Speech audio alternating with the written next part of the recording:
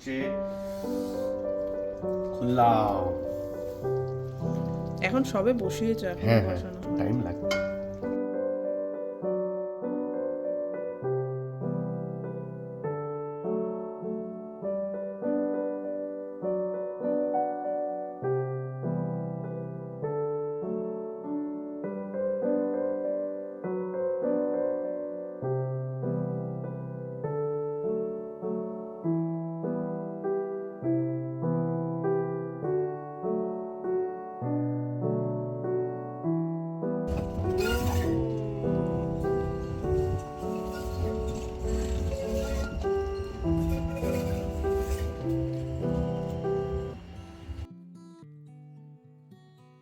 Hello everyone, welcome back to Rimi's palette.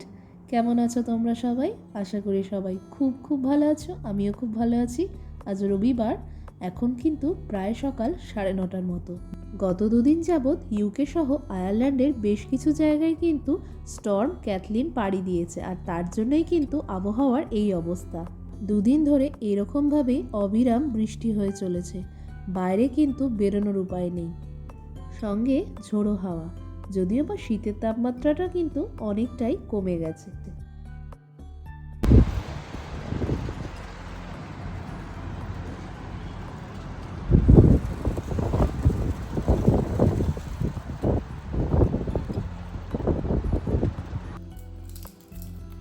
এটা হচ্ছে তোমার মাটন খাওয়ার প্রিপারেশন।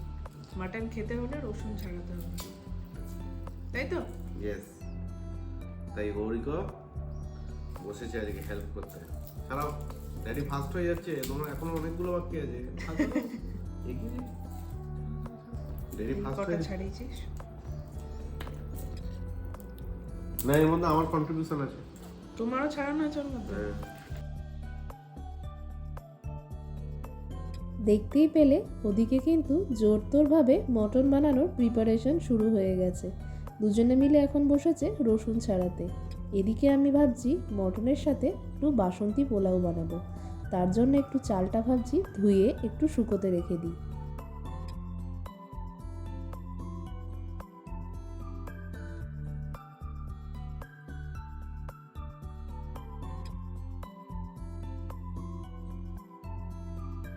রান্নার ক্ষেত্রে খুব বেশি আগে থেকে আমার প্রিপারেশন করা থাকে না, তাই জন্য চটজলদি এরকমভাবেই বানিয়ে দিই। পোলাওয়ের মধ্যে একটু কাজু কিশমিশ, নুন, চিনি, ঘি, আদা বাটা, তেজপাতা, হলুদ আর একটু এলাচ ভেঙে একসাথে বেশ কিছুক্ষণ মাখিয়ে রেখে দেবো। আর ঠিক খাওয়ার আগেই কড়াইতে বসিয়ে দেবো, একেবারে ইনস্ট্যান্ট পোলাও আমার রেডিও হয়ে যাবে। অনেকেই পোলাও কিন্তু প্রেশারে খুব ভালো বানাতে পারে, কিন্তু আমি প্রেশারে খুব একটা কনফিডেন্স পাই না। তাই জন্যই কিন্তু আমি যখনই পোলাও বানাই এই রকম তাড়াহুড়ো করেই বানাই, আর ঠিক খাওয়ার আগেই কিন্তু কড়াইতে বসিয়ে দিই।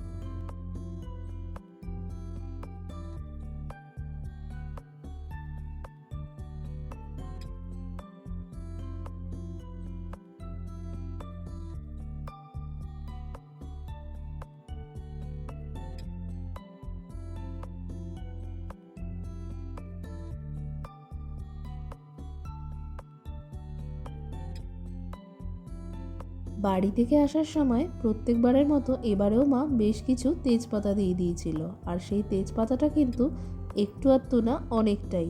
প্রায় 1 বছর হতে চললো, আবার কিন্তু এখনও সেই তেজপাতার 100 ভাগের থেকে 20 ভাগও শেষ হয়নি। এই তেজপাতাগুলো কিন্তু একদমই আমাদের বাড়ির গাছ থেকে পাড়া, আর বাড়ির গাছ থেকে পাড়া তেজপাতার গন্ধটা যেন একটু আলাদা।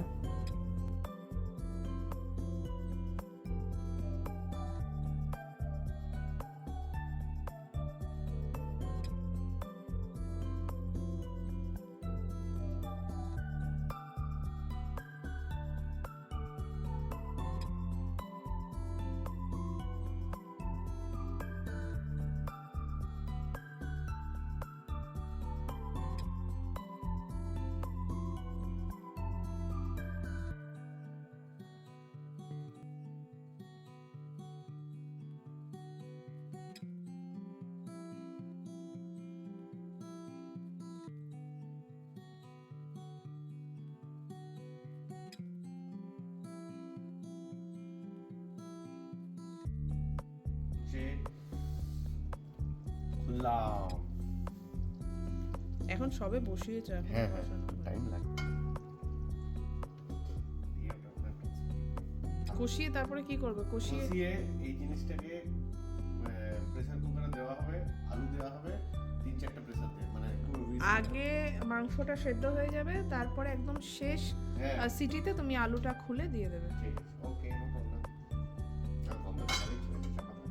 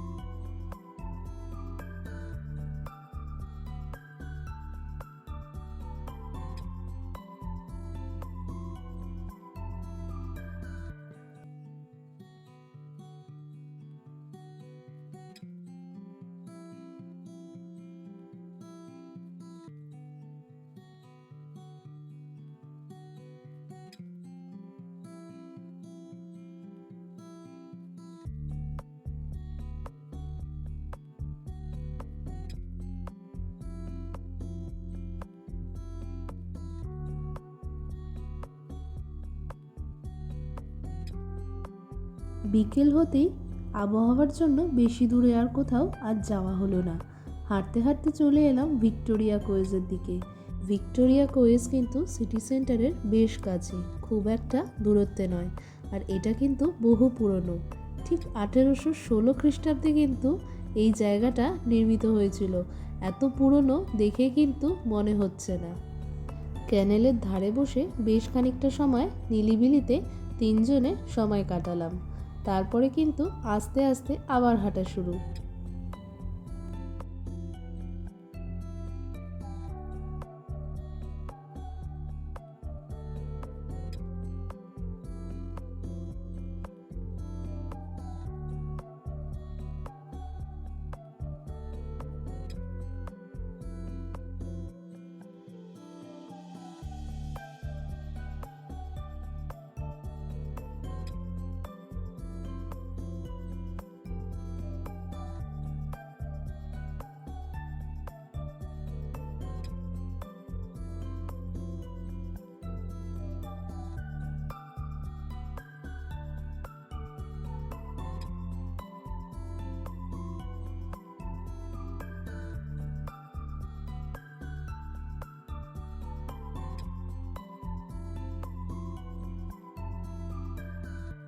হাঁটতে হাঁটতে হঠাৎ চোখে পড়ল দূরে বেশ খানিকটা জায়গা জুড়ে কিন্তু টিউলিপ ফুটে রয়েছে।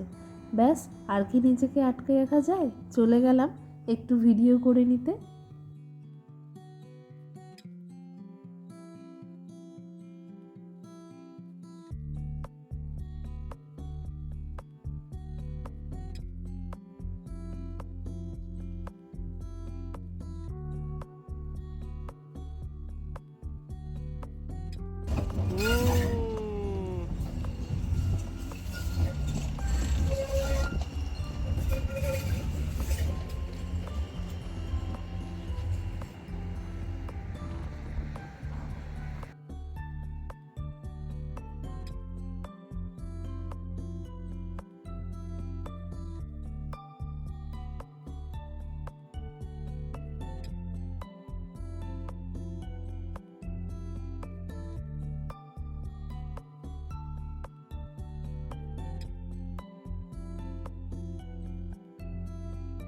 আর সপ্তাহখানেক বাদে কিন্তু বাচ্চাদের স্কুল খুলে যাবে, আর এরমভাবে বিকালবেলাটা এতটা সময় পাওয়া যাবে না।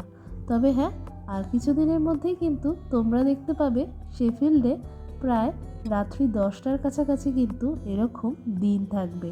কোনো কোনো দিন যদি ঘুমোতে 10টা বেজে যেত, মনে পড়ে সেই জানলা দিয়ে আলো ঢুকছে আর আমরা রাতের ঘুম ঘুমোতে যাচ্ছি। এই এক অদ্ভুত অভিজ্ঞতা।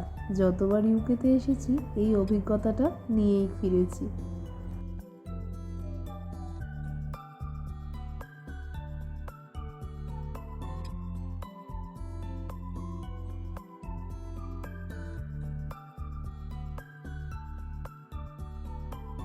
কিছুদিন আগে অবধিও কিন্তু চারিদিকটা এত সবুজ ছিল না। আজ কিছুদিন যাবৎ চারিদিকটা কিন্তু এই রকম সবুজে ভরে গেছে, আর গাছে তো ফুল তোমরা দেখতেই পাচ্ছ। বসন্তের রঙে কিন্তু শেফিল্ডও পুরোপুরিভাবে মেতে উঠেছে।